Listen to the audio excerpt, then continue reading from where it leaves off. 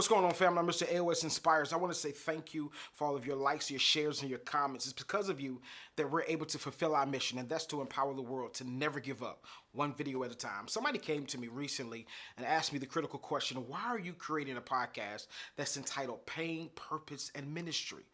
And my response was that I had a pastor come to me, and we were just talking in general conversation, and he said these magical words, if you will. He said, I wish I had somebody to talk to.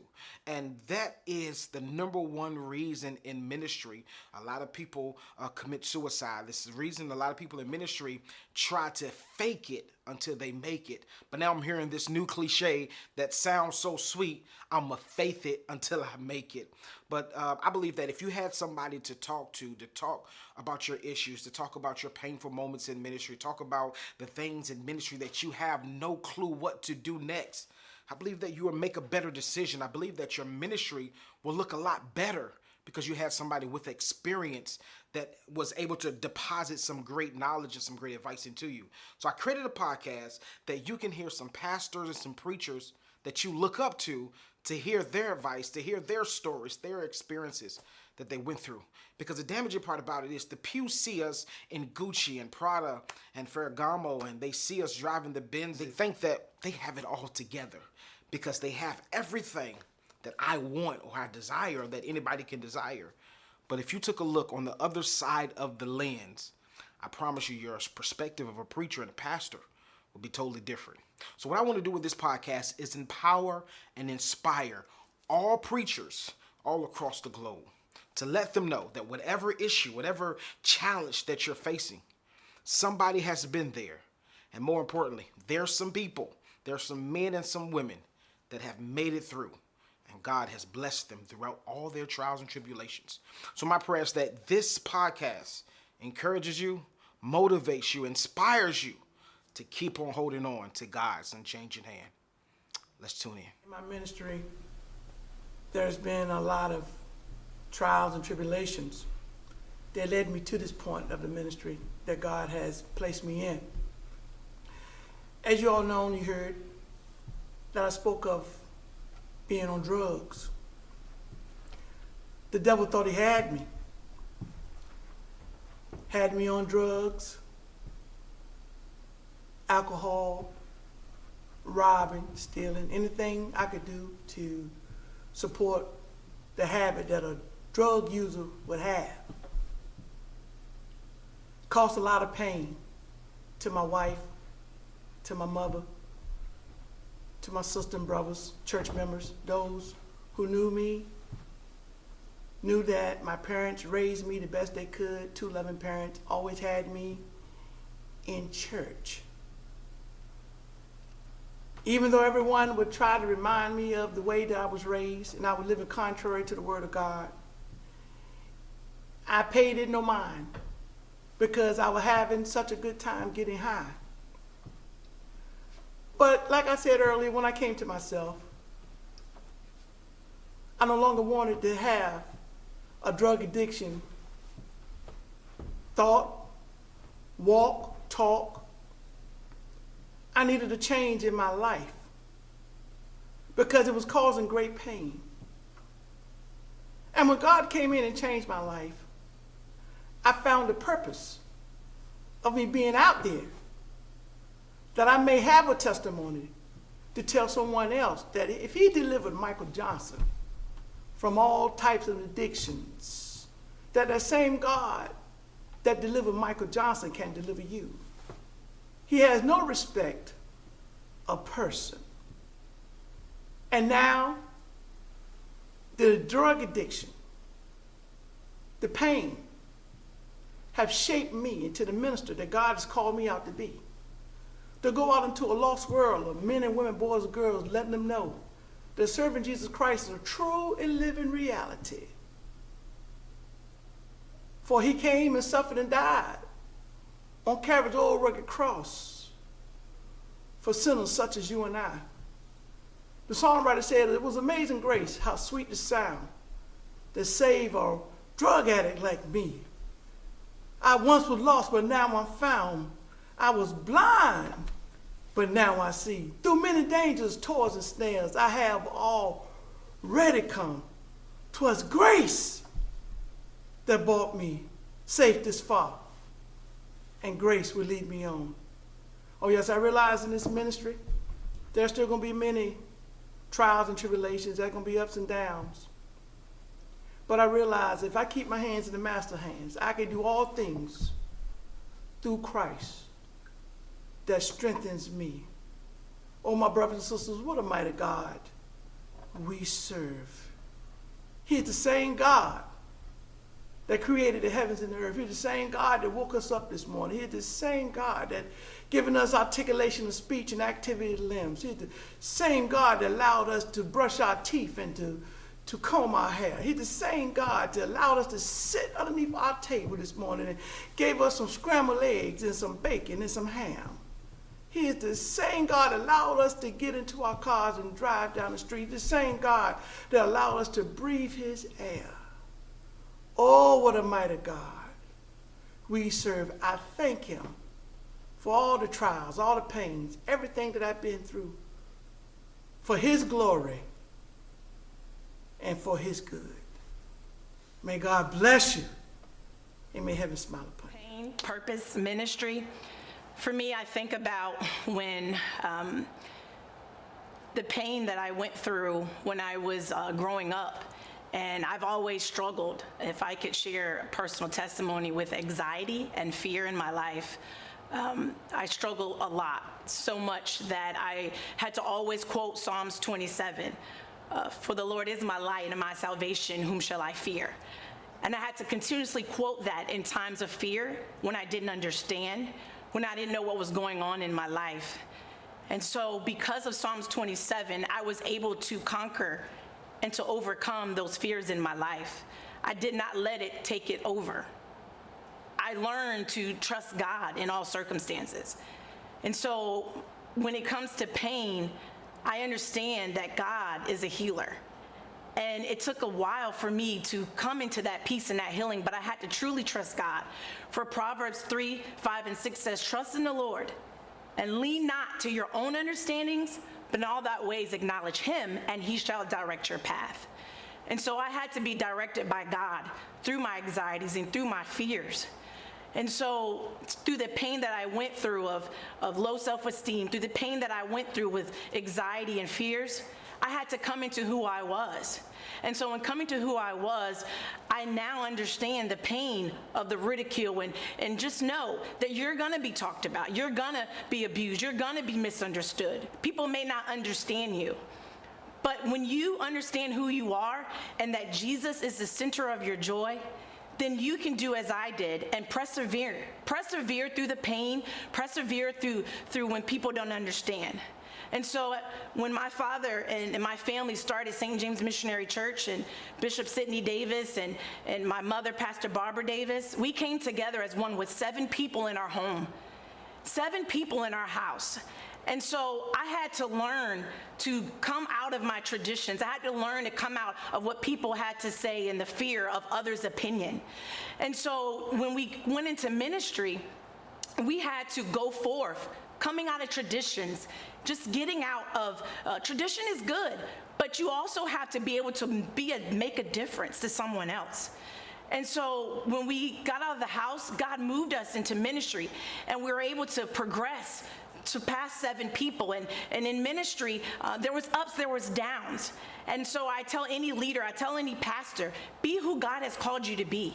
And you need to have a balance in your life. Because when you have balance, you won't be able to bleed on the sheep. You won't bleed on other people when you know who you are and you let those anxieties and fears go away. So as we continue to go in ministry, we've been in ministry for 20 years, but we've had our ups, we've had our downs. And when you know who you are, Jesus was talked about, right? Jesus was lied on, right? Jesus, hallelujah, if he went through all of that, who are we to say that we can't take the pain, we can't take the misunderstanding? And so I encourage you that pain is good, because he turned my pain into purpose. When my niece was diagnosed with leukemia and had cancer, I was doing ministry. I was doing the work even through cancer and seeing my family go through these things. You have to learn to balance and keep family first. Families first. There's no way that we can minister and lead others if we're not healthy. If we're unhealthy, we can't serve other people. And so through the pain of dealing with my niece's death, she passed, but I used that to push me. You have to use the pain in your life through things that you go through, the ridicule, push it. Don't worry about your haters. Push past that. Push past the pain, because there's so much inside of you. And so as a family, we had to go through these obstacles, even starting a ministry. It's different from starting a ministry from scratch and just sending in a resume and joining in a church. It's such a big difference. And so I applaud every leader and every pastor, every leader across this nation. Be who God's called you to be through the pain, through the hurt. There's too many deaths. There's too much going on where people are dying and suicide. And I say, take the mask off. Take the mask off and be you. And through the process of us going through in our ministry, and even in my ministry, I learned it's a holistic ministry. It's not, I had to learn that it wasn't just about caring for people and just pouring out into people, but it's about empowering people. Yes, guess what? You're gonna make mistakes. As a leader, as people, for all have sinned and come short of the glory of God. All of us. It doesn't matter your title. It doesn't matter your background. It doesn't matter your economic status, for we all have fallen short of the glory of God. And because of that, get back up again. I had to get back up in the mistakes that I made. I had to get back up again. I had to get back up again, even though I didn't feel like I knew what I was doing, but guess what? I had to get training. We have to learn to be trained. We have to learn to follow. And some could say, well, Pastor T, why don't you have your own? You're the executive pastor of the church, but I'm learning to follow until God exalts me, until God allows me to get him to get the glory out of my life. I'm okay with following. We should follow. If we want to lead, if we want to become great, we have to learn to follow. This is my testimony. This is who I am. And I hope this is encouraging you to follow. Great leaders are followers. Jesus served as he washed his disciples' feet. And so if he came to serve, who are we not to serve? And so in the ministry, I had to learn between serving. I had such a big heart for helping people because I had been through so much in my life. When I was young, I was told that I had a reading comprehension problem when I was younger, but I didn't let that stop me. You know why? I kept pushing. And it's not about degrees, it's not about title. Yes, you can go back to school, but I went back because I did not want, hallelujah, to be able to be put in that box. I wanted to go and help somebody else. And so despite what was put upon me, the statistics that I couldn't read and that I wouldn't be able to comprehend, I went back to school, and I went to school and got my degree at Norfolk State in business. I went and got my practical theology master's degree from Regent University. Despite what others say, don't worry about what others say. Do what God's called you to do. And I went to Regent because I wanted to be able to come out the box and experience culture, experience people, because it's about relationship. I know that you're enjoying this video. I want to say thank you for watching this video. But if you can, ministry is free, but it's just expensive to get it out. Listen, we're traveling all over the states. We're traveling all over the 757, bringing you quality videos each and every week. That's not cheap. And it takes resources. That's why I need your connection. If you want to sow through Cash App, it's AOS Inspires. If you want to sow through PayPal, it's AOS Inspires. I promise you, with your seed, it's going to help reach the masses and also reach somebody that's never heard about Jesus Christ. Feeling down or feeling depressed. With your seed, you're going to help us reach that person so that we can lift him up and fulfill our mission. That's to empower the world to never give up. And I want to say thank you for sowing into good ground. AOS Inspires. And we must have relationships with people. If we don't know each other, if we build a wall between each other, then how are we going to know who we're talking to and who we're dealing with? How good and how pleasant it is for brothers to dwell together in unity. We need unity in this world. We need unity in our families. We need unity in our churches. And so through my pain and through my pushing, and he turned my pain into purpose, and you have to balance yourself. And now, you don't have to go back to school, but I chose to. So now I'm getting my doctorate at Regent University in strategic leadership. And I'm not here to brag or boast, but I did it because when I want to lead well. I've made mistakes. People in my ministry know, Pastor T, she's having an off day. Pastor T, she's not feeling well today. Pastor, you have to know people and love people. And we, in our ministry, we believe in real people with real issues, serving a real God. And it's not just a motto, it's not just a statement. But we had to go through to take in the broken. You have to take in the broken, the hurt, and the people that need Jesus and show that love and compassion as Jesus did. And so 20 years, I was licensed 16 years ago, but I had listened to wise counsel and I learned to follow. A prophetic leader such as Reverend Clifton Wilson of New Union Chapel AME Church. I learned about Pentecost. I learned about the fire and teaching and preaching and the prophetic leader in him. I learned what servant leadership was by watching my father, Bishop Davis. And so we're here to serve. I'm here to serve. And it's a holistic approach. It's about the spiritual, and I had to learn this, the spiritual, the mental, and the physical. I had to learn, and I know now what my purpose is because of all the things that I went through in my life. It's the spiritual, to teach, to feed, to go ye therefore and teach all nations. Matthew 28:19. I learned it since I was a little girl, and I'm continuing to empower others and to let you know you got to go. Don't sit. Don't let your past hinder your future. Get up again. Live again. It's a holistic approach. Feeding those who are hungry, helping those who need mental help. You got this. And because of my son, who is only 9, both of us almost died when I gave birth to him. And it was a struggle trying to balance ministry. It was a struggle trying to help others and hurting yourself. But I pushed past it. And because of that, I'm here today. Because of that, my son is here today. So I encourage you, pastors and leaders, you've got this. Youth, children, women, men, you got this. Let's go and make a difference. And let's love and let people know that Jesus lives. Amen. In my experience, there have been certain pains in ministry, certain pains in pastoring that people can tell you, but you don't experience until you actually sit in the seat. And now that I've been in the seat now for 6 years at a historical black church in a community, the oldest church in this community, and receiving the opportunity to lead these people, I began to lead a people who were still dealing with hurt and still grieving from hurt. And it's difficult sometimes when you are pastoring hurt people, because as the old adage says, hurt people will hurt people. And there have been moments where you love as much as you can, you do as much as you can, and at times you find yourself loving them just to get their approval, not understanding that these people who are maybe holding some things back or maybe doing some things to stifle the progression of the purpose and vision that God has given to you, it's not because of you, it's because they're hurt. And I was told early on in ministry that you can never take certain things personal because it's not about you.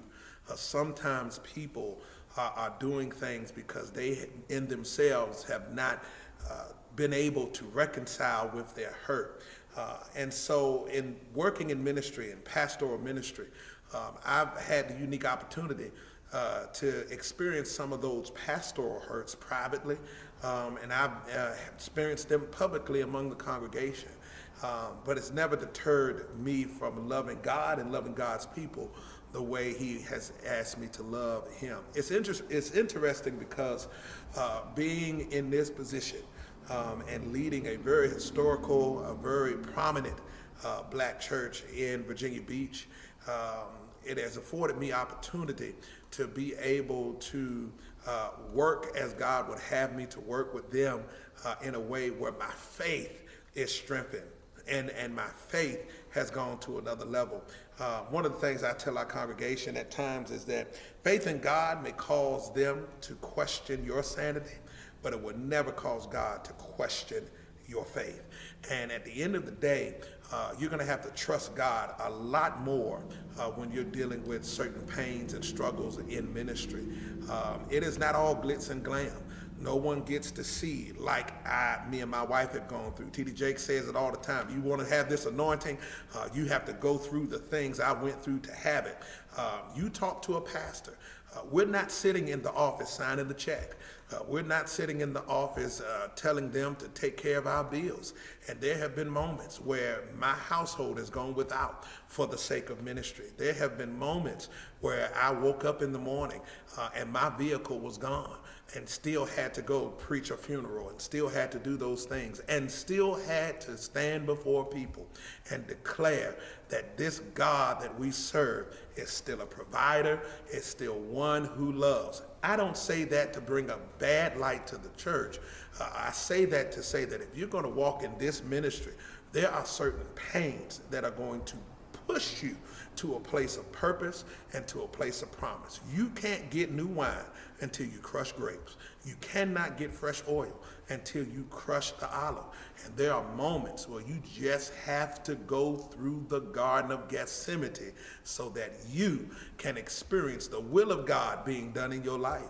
And so as I sit here and I reflect on how God has graced this ministry, how God has allowed us to be in this building project, how God has allowed us to move forward in a pandemic, how God has grown the ministry. There were certain moments in this journey that I would not take away. There are moments that I would not have volunteered for, but they were moments that were necessary for where God would have us to go. And so if I can encourage you, do not look at your situation as the final destination. Do not look at the condition as the conclusion, but at the end of the day, look at it as a part of the process, as a part of what God is going to use to produce out of you that which he has deposited inside of you. You're going to have to go through some things. You're going to have to go through some things, but I promise you, if you understand that God is with you in the storm, the other side is attainable. And last thing I will share with you is this. Don't get so consumed in what you're in right now. Trust that God has already planned ahead of you and you're not yet. Those of you who fly that may watch this, you know that there's already a plan before you land. There's already a plan before you land. So no matter what happens while you're in the sky, they've already radio ahead of you that there is a plan before you land. You can go through the turbulence. You can go above the storm. You can go through the storm. You can go this way and this, that, and third. They have already radio ahead of you to let them know that you're on your way in. And so I want to tell you something. Don't get stuck in the air and going in circles. There's a plan before you land. And so I encourage you. I want to let you know that we love you. I love you with the love of Jesus Christ. And I hope this is encouraging to you. God What I've bless. learned in life that it takes pain to produce purpose. And what I've learned in life is simply because we avoid the advice or we avoid the discernment of the Spirit of God is the reason why we go through a lot of pain. My purpose was produced out of the pain that I felt. And a lot of the pain that I felt is because a lot of the instructions that I disobeyed, or some of the instructions that I delayed, which was still disobedience to God. But one thing I learned, that God gives you a second chance to recover all without fail. I've learned that my purpose and my pain has produced my ministry. And I'm able to assist people in areas that other pastors cannot assist them. And because I am a therapist and I'm in the mental health field, I've learned to coincide my pain, and I've learned how to put my purpose and to utilize to get the best of product I could out of ministry. What I think about the pain that I felt is excruciating. I can remember one day when I was having a massive heart attack, and I was at probably age of 22.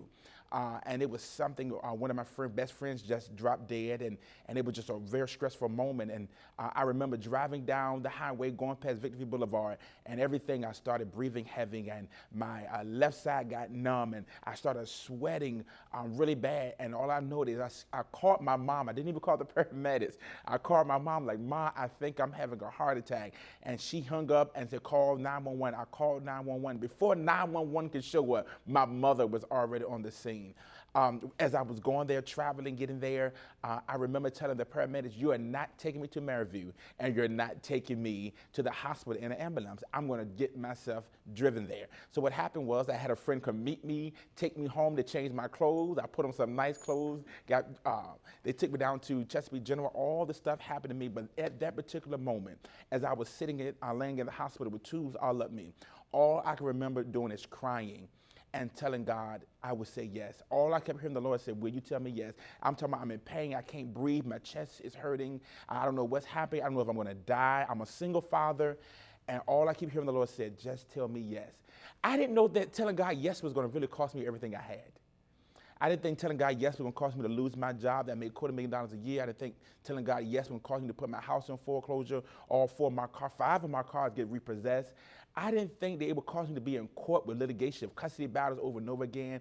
I didn't think that it would cause a great division upon my family because I knew God was calling me out to do something else, but they were so content with me being there. Telling God yes cost me more than telling God no. But I'm living in the life now, the reason why he told me that he needed me to say yes, because it avoided some pain that I thought I would have avoided if I said no. But one thing I've learned that in ministry is that I've learned how to love ministry and not fall in love with ministry. Why? It's because when you're doing ministry, you are to expect pain. And I'm talking about you ought to expect birthing pain, budget pain. When you can't preach, you're refereeing, trying to keep people from fighting each other and trying to keep everybody on unity and trying to keep the deacon board and the trustee board and the usher, and you know how it goes. So I've learned that my pain has produced purpose, and my purpose and pain together has produced a great resilience of ministry. And I'm grateful for every experience I've ever been through. Would I do it over and would I do it differently? I absolutely would not. I think every lesson that I've learned has produced me. And one thing I've always teased, a lesson unlearned is a lesson repeated. So if you don't learn the lesson, you will repeat it. And the demon you don't conquer will be the temptation that your children will have later on. So one thing I'll tell to you, my brothers and sisters, is that allow your pain to produce your purpose, but do not stay there. Do not linger with it. You may have to revisit it to heal from it, but don't go back and stay there. And once that pain and that purpose has collided, you will all of a sudden see ministry begin birth out of you. Ministry is not you preaching on a pulpit. Ministry is not having a mic in your hand. Ministry is not having you as a chief apostle or a prophet or a minister. Ministry has been able to reach the lost, is going to the hedges and the highways and compelling those people to know about Jesus Christ. Ministry is the people to be able to forgive those who did things to you that are unforgivable. Ministry is the very thing to go forgive those people who would never apologize to you. But one thing I learned in life, people, is that if God would press you down enough in pain, he will allow the purpose to be birthed out of you, and somebody will be blessed by your ministry.